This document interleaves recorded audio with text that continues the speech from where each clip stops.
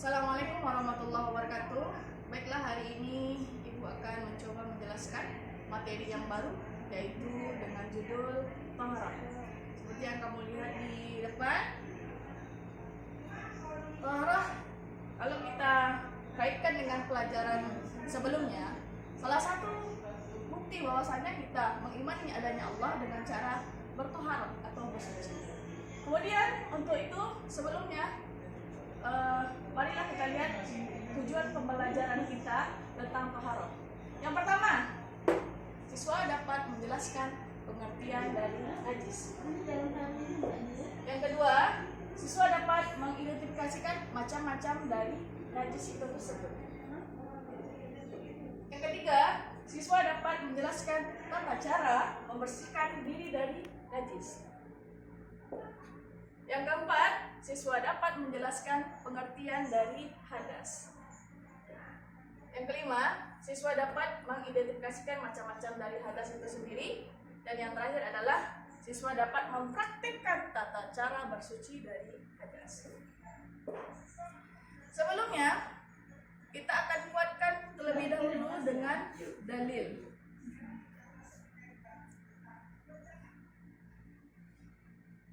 Dalil-dalil yang menganjurkan kita untuk bersuci atau taharah yaitu yang pertama, kita bisa lihat di dalam Al-Quran, Quran surah Al-Mudaththir ayat 4-5, yang artinya, dan bersihkanlah pakaianmu dan jauhilah perbuatan yang kotor atau dosa. Sini adalah perintah Allah agar kita untuk bertaharah atau bersuci.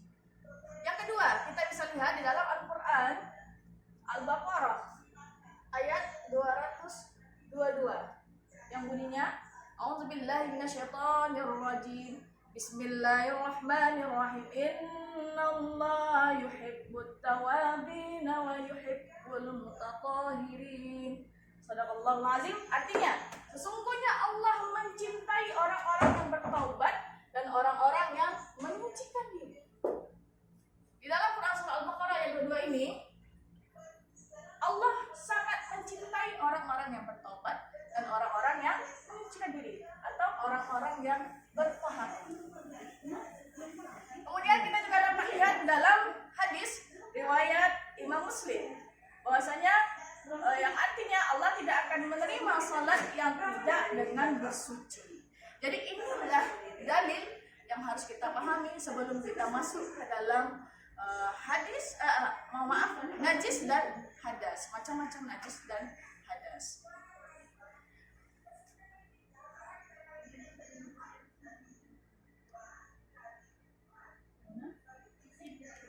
Selanjutnya kita akan masuk dari pengertian dari taharah itu sendiri. Taharah berasal dari bahasa Arab at-tahar, yang artinya adalah bersih atau suci. Tetapi menurut istilah, taharah itu adalah mengangkat hadas dan najis dan mengangkat hadas dan menghilangkan najis. Dari mana? Bisa dari anggota badan, dari pakaian, dari lingkungan tempat kita tinggal. Jadi pengertian taharah secara istilah adalah mengangkat atau menghilangkan hadas dan najis yang ada pada diri kita, tubuh kita, baik itu di lingkungan kita dan pakaian kita, di kehidupan kita sehari-hari. Kemudian yang kedua, kita masuk kepada pembagian jenis taharah itu sendiri. Ya, seperti kamu lihat di depan, taharah itu bersuci dari sesuatu yang tidak suci atau yang kotor. Kemudian dan sesuatu yang tidak suci bisa kita bagi menjadi dua. Yang pertama, ketidaksucian yang bersifat fisik, yaitu najis. Dan yang kedua, ketidaksucian yang bersifat hukum, yaitu adalah disebut dengan hadas. Jadi pembagian dari taharah itu ada dua. Yang pertama adalah najis, dan yang pertama adalah najis, dan yang kedua adalah hadas itu sendiri. Jadi taharah itu pada hakikatnya adalah mensucikan diri dari najis atau dari hadas. Kita masuk ke poin yang pertama, yaitu taharah dari najis. Bertaharah dari najis atau benda najis artinya bagaimana tata cara yang benar sesuai dengan ketentuan syariat untuk bersuci dari benda-benda najis yang terkena baik pada badan pakaian atau tempat ibadah atau tempat tinggal kita. Kemudian macam-macam najis dibagikan lagi menjadi 3 bagian. Yang pertama adalah najis ringan, mukaffafah. Adalah najis yang tata cara mensucinya terlalu ringan, yaitu sekedar dipercikkan dengan air saja. Ibu akan buat contohnya. Ini contohnya adalah air kencing bayi laki-laki yang usianya kurang dari 2 tahun, tetapi ada syaratnya. Dia hanya minum ASI saja, air susu ibu. Jadi Bu, bagaimana dengan bayi yang kurang dari 2 tahun yang sudah makan bubur atau makan nasi? Kalau dia sudah makan yang namanya apakah itu bubur ataukah yang lainnya, maka dia masuk ke dalam air kencingnya, masuk ke dalam najis mutawasitah atau najis sedang. Jadi cara membersihkannya tidak cukup dengan dipercikkan air saja. Ingat, yang pertama adalah najis mukaffafah, yaitu contohnya adalah air kencing bayi laki-laki yang hanya mengkonsumsi ASI saja, air susu ibu. Bagaimana dengan susu formula, Bu? Banyak pendapat ulama yang mengatakan ini kalau dia mengkonsumsi susu formula maka masuk ke dalam najis sedang atau najis mutawasitah. Oke, yang kedua, najis sedang atau mutawasitah adalah najis yang umumnya kita kenal bisa hilang apabila telah dilakukan berbagai macam cara, seperti mencuci dan sebagainya, sehingga 3 indikator hilang: warna, rasa, dan aroma. Ibu akan buat contohnya di sini. Contoh bangkai. Yang kedua darah. Yang ketiga adalah khamar. Ketika seseorang terkena bangkai, maka dia harus mencuci tangannya sehingga hilang bau atau aroma bangkai tersebut. Maka ketika sudah hilang aromanya, maka najisnya pun sudah hilang juga. Kemudian darah. Darah ini berupa bentuk. Ketika seseorang terkena darah, maka dia harus mencucinya dengan air yang mengalir sehingga warna darah tersebut yang menempel pada bagian tubuh kita hilang. Kalau sudah hilang dan tidak ada baunya, maka najis yang terkena darah tadi sudah bersih. Kemudian untuk khamar adalah minuman keras seperti yang dijual di kayak bir dan segala macamnya. Jadi khamar ini bagaimana cara supaya hilang najisnya? Khamar rasanya. Kalau sudah tidak ada rasanya, maka dia sudah termasuk najis mutawasitahnya sudah bersih. Ini untuk najis mutawasitah. Kemudian yang ketiga, najis yang berat. Ini najis yang paling berat, yaitu najis mughalladhah. Ya, adalah najis yang tata caranya atau ritual yang dibutuhkan untuk mensucikannya terbilang cukup berat. Tidak cukup hanya hilang ketiga tadi, warna, rasa, dan aroma, tetapi harus dicuci secara 7 kali dengan air, di mana salah satunya menggunakan tanah. Contoh najis mughalladhah ini adalah air liur ya anjing. Atau yang kedua, air liur babi. Atau bahkan kamu memegang bagian pada tubuh dan segala macam. Kenapa? Karena kalau kita berbicara masalah, maaf ya, anjing, ya, dia suka menjilat dan segala macamnya. Jadi bisa jadi dia menjilat bagian tubuhnya, dan apabila kita pegang, bisa jadi kita akan terkena najis yang namanya najis mughalladhah. Jadi bagaimana cara mencucinya, Bu? 7 kali dengan air dan salah satunya diiringi dengan tanah.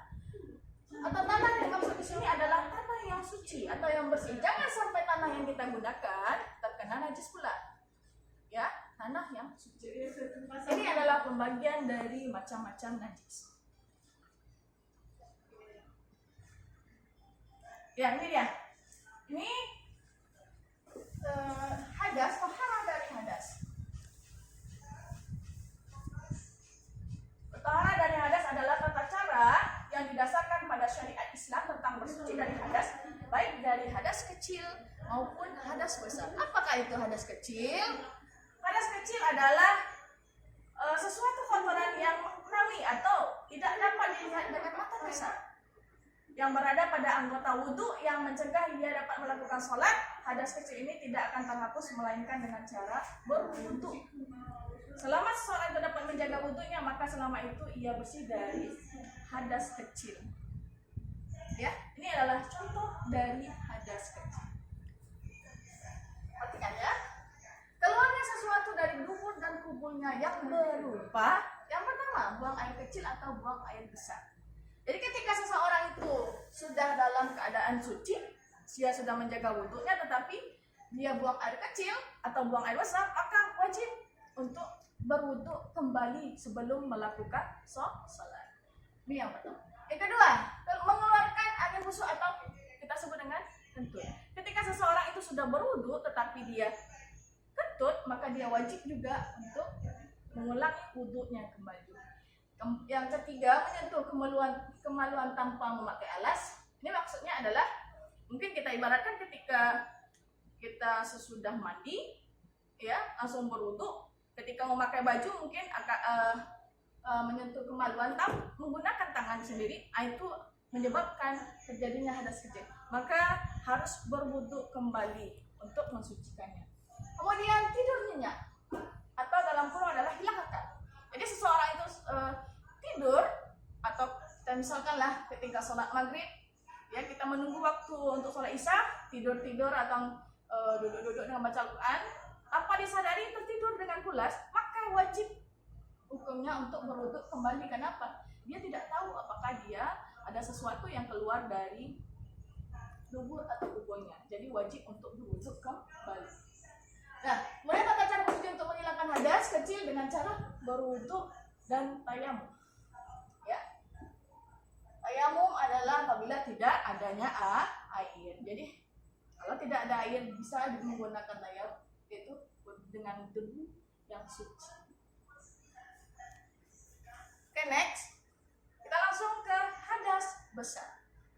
Hadas besar adalah sesuatu yang maknawi atau kotoran tidak dapat dilihat oleh mata kasar, yang berada pada seluruh badan seseorang, yang dengannya mencegah mendirikan sholat amal ibadah seumpamanya, selama tidak diberi kelonggaran oleh syarak. Selama seorang itu tidak menempuh atau melakukan salah satu perkara yang menyebabkan hadas besar, maka selamanya itu badannya suci dari hadas besar.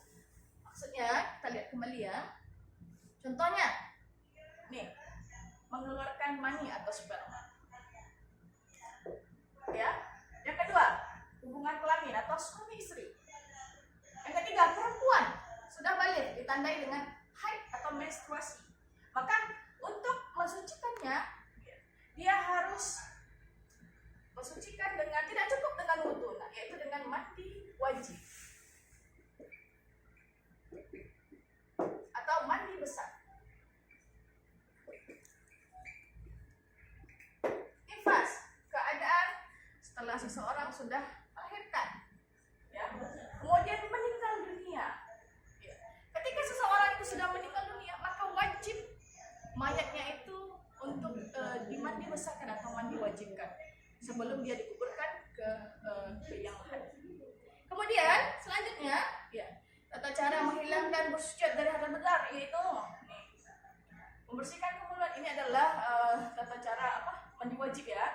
Membersihkan kemaluan terlebih dahulu, kemudian berwudu, kemudian berniat mandi wajib. Untuk niat mandi wajib, niat wudu dan niat tayamum kita akan bahas di pertemuan selanjutnya, ya.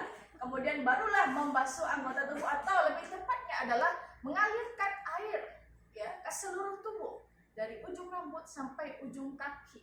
Jadi hati-hati anak ibu, kenapa? Beda mandi wajib dengan mandi biasa. Mandi wajib ini lebih detail lah. Kemudian ada niatnya. Kalau tidak pakai niat, Bu, maka tidak sah mandi wajibnya.